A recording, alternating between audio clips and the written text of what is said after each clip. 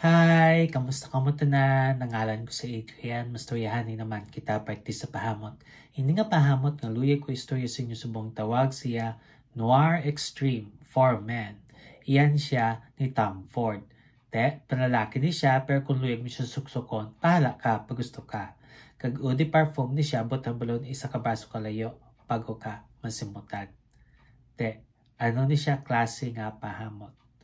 Bali, makahoy nga makahang nga dupolbos. Amo na siya kung simutan. Angay siya sa matugnaw nga panahon. Ang temperatura nga para siya is between 50 to 70 degrees Fahrenheit o kung 10 to 21 degrees Celsius. Ano ang iyang mga nota? For the top, we have cardamom, nutmeg, saffron, mandarin orange, kag neroli. Na ang cardamom, nutmeg, kag saffron ang gahatag siya sa pagkakahang. Na for the mid, we have kulfi, rose, mastic, orange blossom, kag jasmine.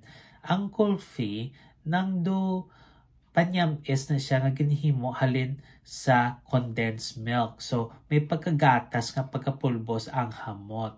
Na tapos rosas, kag may mastic siya nga do presko nga turpentine. Na tapos for the base, we have vanilla, amber, woody notes, kag sandalwood.